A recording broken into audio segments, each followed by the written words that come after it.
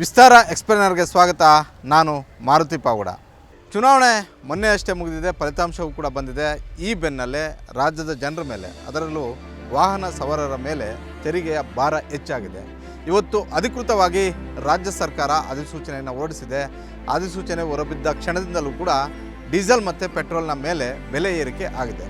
Diesel ಮೇಲೆ ಪ್ರತಿ ಲೀಟ್ರಿಗೂ ಕೂಡ 3 ರೂಪಾಯಿ, ಪೆಟ್ರೋಲ್ ಮೇಲೆ 3.5 ರೂಪಾಯಿ ಏರಿಕೆ ಮಾಡುವಂತಹ ನಿರ್ಧಾರವನ್ನು ರಾಜ್ಯ ಸರ್ಕಾರ ತೆಗೆದುಕೊಂಡಿರುವಂಥದ್ದು. ಹಾಗಾದರೆ ಏಕಾಏಕಿ ರಾಜ್ಯ ಸರ್ಕಾರ, ಅದರಲ್ಲೂ ಮುಖ್ಯಮಂತ್ರಿ ಸಿದ್ದರಾಮಯ್ಯ ಅವರು ಈ ನಿರ್ಧಾರ ತೆಗೆದುಕೊಳ್ಳೋದಕ್ಕೆ ಕಾರಣ ಏನು? ಯಾವ ಅಂಶಗಳು ರಾಜ್ಯ ಸರ್ಕಾರ ಏಕಾಏಕಿ ಈ ರೀತಿಯಾದಂಥ ಒಂದು ನಿರ್ಧಾರಕ್ಕೆ ಕಾರಣ ಆಯಿತು? ಇವತ್ತೇ ತೆಗೆದುಕೊಂಡಂಥ ನಿರ್ಧಾರವಾ, ಇಲ್ಲವೇ ಈ ಪ್ರಸ್ತಾಪ ಹಿಂದೆಲೇ ಇತ್ತ ಅನ್ನುವಂಥದ್ದು ಈ ಕ್ಷಣದಲ್ಲಿ ಚರ್ಚೆ ಆಗ್ತಾ ಇರುವಂಥ ಒಂದು ವಿಚಾರ. ನನಗೆ ಸಿಕ್ಕಿರುವಂಥ ಒಂದು ಮಾಹಿತಿಯ ಪ್ರಕಾರ ಈ ತೆರಿಗೆ ಏರಿಕೆಯ ತೆರಿಗೆ ಏರಿಕೆ ಮಾಡಬೇಕು ಅನ್ನುವಂಥ ಒಂದು ಪ್ರಸ್ತಾಪ ವಾಣಿಜ್ಯ ತೆರಿಗೆಗಳಲ್ಲಿ ಏನು ರಾಜ್ಯ ಸರ್ಕಾರ ಈ ಬಾರಿ ಟಾರ್ಗೆಟನ್ನು ಕೊಟ್ಟಿತ್ತು, ಆ ಟಾರ್ಗೆಟ್ ರೀಚ್ ಆಗಬೇಕು ಅನ್ನೋದಾದರೆ ಈ ಬಾರಿ ಪೆಟ್ರೋಲ್ ಮತ್ತು ಡೀಸೆಲ್ ಮೇಲೆ ಬೆಲೆ ಏರಿಕೆ ಆಗಲೇಬೇಕು ಅನ್ನುವಂಥ ಒಂದು ಒತ್ತಾಯವನ್ನು, ಒಂದು ಮನವಿಯನ್ನು ಆರ್ಥಿಕ ಇಲಾಖೆ ಮುಖ್ಯಮಂತ್ರಿ ಸಿದ್ದರಾಮಯ್ಯ ಅವರ ಮುಂದೆ ಮಾರ್ಚ್ ಕೊನೆಯ ವಾರದಲ್ಲೇ ಪ್ರಸ್ತಾಪವನ್ನು ಮಾಡಿತ್ತು. ಆದರೆ ಮುಖ್ಯಮಂತ್ರಿ ಸಿದ್ದರಾಮಯ್ಯ ಅವರಿಗೆ ಇದ್ದಂಥ ಒಂದು ಆತಂಕ ಏನು ಅಂತ ಹೇಳಿದ್ರೆ, ಒಂದು ಕಡೆ ಆರ್ಥಿಕ ಇಲಾಖೆ ಕೊಟ್ಟಿರುವಂಥ ಒಂದು ಟಾರ್ಗೆಟ್ ರೀಚ್ ಆಗಬೇಕು, ಅದು ವಾಣಿಜ್ಯ ತೆರಿಗೆಗಳಿಂದಲೇ ಹೆಚ್ಚು ತೆರಿಗೆ ಸಂಗ್ರಹ ಆಗಬೇಕು, ಅದರಲ್ಲಿ ಯಾವುದೇ ಅನುಮಾನ ಇಲ್ಲ. ಆದರೆ ಸಿದ್ದರಾಮಯ್ಯ ಅವರ ಮುಂದೆ ಇದ್ದಂಥ ಒಂದು ಆತಂಕ ಏನು ಅಂತ ಹೇಳಿದ್ರೆ, ಮಾರ್ಚ್ ತಿಂಗಳಲ್ಲಿ ಒಂದು ವೇಳೆ ನಿರ್ಧಾರವನ್ನು ತೆಗೆದುಕೊಂಡು ಪೆಟ್ರೋಲ್ ಮತ್ತು ಡೀಸೆಲ್ ಮೇಲೆ ಬೆಲೆ ಏರಿಕೆ ಮಾಡಿದ್ದೇ ಆದರೆ ಜನರ ಆಕ್ರೋಶಕ್ಕೆ ಸರ್ಕಾರ ಗುರಿಯಾಗುತ್ತೆ. ಏಪ್ರಿಲ್ ಮತ್ತು ಮೇ ತಿಂಗಳಲ್ಲಿ ನಡೆಯುವಂಥ ಒಂದು ಚುನಾವಣೆ ಮೇಲೆ ಇದು ಪರಿಣಾಮಗಳು ಆಗ್ಬೋದು ಅನ್ನುವಂಥ ಒಂದು ಲೆಕ್ಕಾಚಾರವನ್ನು ಹಾಕಿ ಅವತ್ತು ಆ ಕಡಿತವನ್ನು ತಡೆ ಹಿಡಿದಿದ್ರು. ಇದಕ್ಕೆ ಮುಖ್ಯಮಂತ್ರಿಗಳ ಸಲಹೆಗಾರರು ಕೂಡ ಅವ್ರಿಗೆ ಒಂದಷ್ಟು ಸಲಹೆ ಮತ್ತು ಸೂಚನೆಗಳನ್ನು ಕೊಟ್ಟಿದ್ರು. ಈ ಸಂದರ್ಭದಲ್ಲಿ ಬೇಡ ಸ್ವಾಮಿ, ಚುನಾವಣೆ ಬಳಿಕ ಈ ಬೆಲೆ ಏರಿಕೆ ಬೇಕಿದ್ರೆ ಮಾಡಿ ಅಂತ. ಹಾಗಾದರೆ ಸರ್ಕಾರ ಏಕಾಏಕಿ ಬೆಲೆ ಏರಿಕೆ ಮಾಡೋದಕ್ಕೆ ಕಾರಣಗಳು ಏನು ಅನ್ನುವಂಥದ್ದು ಭಾಳಷ್ಟು ಪ್ರಮುಖವಾದಂಥ ಒಂದು ವಿಚಾರ.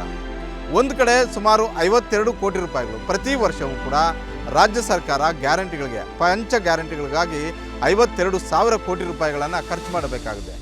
ಇಂಥ ಬೃಹತ್ ಮೊತ್ತವನ್ನು ಎಲ್ಲಿಂದ ಕಲೆ ಹಾಕಬೇಕು ಅನ್ನುವಂಥ ಒಂದು ಚರ್ಚೆ ಅವತ್ತು ಇತ್ತು, ಇವತ್ತು ಇದೆ, ಮುಂದೆನೂ ಕೂಡ ಅದು ಇದ್ದೇ ಇರುತ್ತೆ. ರಾಜ್ಯ ಸರ್ಕಾರಕ್ಕೆ ಬರುವಂತಹ ತೆರಿಗೆಯಲ್ಲೇ ಈ ಹಣವನ್ನು ಖರ್ಚು ಮಾಡಬೇಕಾಗಿದೆ. ಹೀಗಾಗಿ ಈ ಬಾರಿ ಮುಖ್ಯಮಂತ್ರಿ ಸಿದ್ದರಾಮಯ್ಯ ಅವರು ಆರ್ಥಿಕ ಇಲಾಖೆಗೆ ಯಾವ್ಯಾವ ಸಂಪನ್ಮೂಲಗಳಿಂದ ತೆರಿಗೆ ಬರ್ತಾ ಇದೆಯೋ ಅಂಥ ತೆರಿಗೆ ಇನ್ನಷ್ಟು ಹೆಚ್ಚು ಸಂಗ್ರಹ ಮಾಡಬೇಕು ಅನ್ನುವಂಥ ಒಂದು ಟಾರ್ಗೆಟನ್ನು ಕೊಟ್ಟಿದ್ದರು. ಹೀಗಾಗಿ ವಾಣಿಜ್ಯ ಮತ್ತು ವಾಣಿಜ್ಯೇತರ ತೆರಿಗೆಗಳ ಸುಮಾರು 1,10,00,000 ಕೋಟಿ ರೂಪಾಯಿಗಳು ನೀವು ತೆರಿಗೆಯನ್ನು ಸಂಗ್ರಹ ಮಾಡಬೇಕು ಅನ್ನುವಂಥ ಒಂದು ಟಾರ್ಗೆಟನ್ನು ಆರ್ಥಿಕ ಇಲಾಖೆಗೆ ಕೊಟ್ಟಿದ್ದರು. ಹೀಗಾಗಿ ಈ ಇಲಾಖೆಯನ್ನು ನಿಭಾಯಿಸ್ತಾ ಇರುವಂತಹ ಅತಿಕ್ ಅವರು ಈ ವಿಚಾರವನ್ನು ಮಾರ್ಚ್ ತಿಂಗಳಲ್ಲೇ ಪ್ರಸ್ತಾಪವನ್ನು ಮಾಡಿದರು.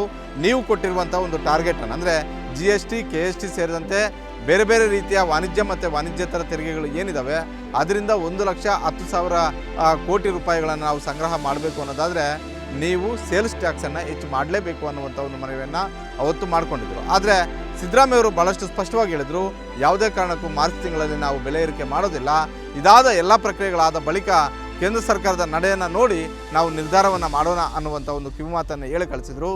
ಹೀಗಾಗಿ ನಿನ್ನೆ ಮತ್ತೆ ಆರ್ಥಿಕ ಇಲಾಖೆ ತಮ್ಮ ಟಾರ್ಗೆಟನ್ನು ರೀಚ್ ಆಗೋದಕ್ಕೆ ಈ ಕಡತವನ್ನು ಮುಖ್ಯಮಂತ್ರಿಗಳ ಮುಂದೆ ಮಂಡನೆ ಮಾಡುತ್ತೆ. ಮುಖ್ಯಮಂತ್ರಿಗಳು ಹಿಂದೆ ಮುಂದೆ ನೋಡದೆ, ಯಾವುದೇ ಸಮಯವನ್ನು ತೆಗೆದುಕೊಳ್ಳದೆ ನಿನ್ನೆ ಈ ಪ್ರಸ್ತಾಪಕ್ಕೆ, ಈ ಕಡತಕ್ಕೆ ಸಹಿಯನ್ನು ಹಾಕಿದ್ದಾರೆ. ಇವತ್ತು ಅಧಿಕೃತವಾಗಿ ಆರ್ಥಿಕ ಇಲಾಖೆ ಈ ಆದೇಶವನ್ನು ಕೂಡ ಮಾಡಿದೆ, ರಾಜ್ಯಪತ್ರನೂ ಕೂಡ ಹೊರಡಿಸಿದೆ. ಅದೇ ರೀತಿ ಎಲ್ಲ ಪೆಟ್ರೋಲ್ ಬಂಕ್ಗಳು, ಡೀಸೆಲ್ ಬಂಕ್ಗಳಿಗೆ ಈ ಆದೇಶ ಪತ್ರ ರವಾನೆ ಆಗಿದೆ. ಇವತ್ತು ಈ ರಾಜ್ಯಾದ್ಯಂತ ಡೀಸೆಲ್ ಮೇಲೆ 3.5 ರೂಪಾಯಿ, ಪೆಟ್ರೋಲ್ ಮೇಲೆ 3 ರೂಪಾಯಿ ಪ್ರತಿ ಲೀಟರ್ಗೂ ಕೂಡ ದರ ಏರಿಕೆ ಆಗಿದೆ.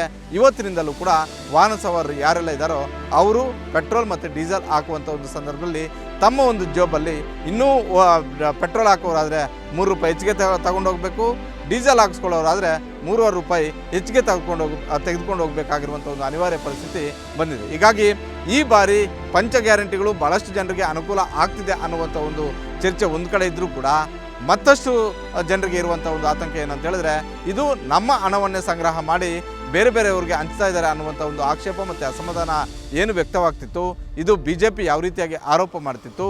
ಇವತ್ತು ರಾಜ್ಯ ಸರ್ಕಾರ ತೆಗೆದುಕೊಂಡಿರುವಂತಹ ಈ ಬೆಲೆ ಏರಿಕೆ ಕೂಡ ಮುಂದಿನ ದಿನಗಳಲ್ಲಿ BJP ಪ್ರಬಲವಾಗಿ ಅಸ್ತ್ರ ಮಾಡಿಕೊಳ್ಳೋದ್ರಲ್ಲಿ ಯಾವುದೇ ಅನುಮಾನವೂ ಕೂಡ ಇಲ್ಲ. ಇದಾಗಿತ್ತು ಇವತ್ತಿನ ವಿಶೇಷ. ಇದು ವಿಸ್ತಾರ, ನಿಖರ, ಜನಪರ. ಅನುಕ್ಷಣದ ಸುದ್ದಿಗಳಿಗಾಗಿ ವಿಸ್ತಾರ ನ್ಯೂಸ್ ಯೂಟ್ಯೂಬ್ ಚಾನೆಲ್ ಸಬ್ಸ್ಕ್ರೈಬ್ ಮಾಡಿ. ಹೊಸ ಸುದ್ದಿಗಳ ನೋಟಿಫಿಕೇಶನ್ಗಾಗಿ ಬೆಲ್ ಐಕಾನ್ ಕ್ಲಿಕ್ ಮಾಡಿ. ಲೇಟೆಸ್ಟ್ ಅಪ್ಡೇಟ್ಸ್ಗಾಗಿ www.vistaranews.com ವೆಬ್ಸೈಟ್ಗೆ ವಿಸಿಟ್ ಮಾಡಿ. ಅಂಗೈಯಲ್ಲೇ ಜಗತ್ತಿನ ಸುದ್ದಿ ತಿಳಿಯಲು ವಿಸ್ತಾರ ನ್ಯೂಸ್ ಕನ್ನಡ ಆಪ್ ಡೌನ್ಲೋಡ್ ಮಾಡಿ.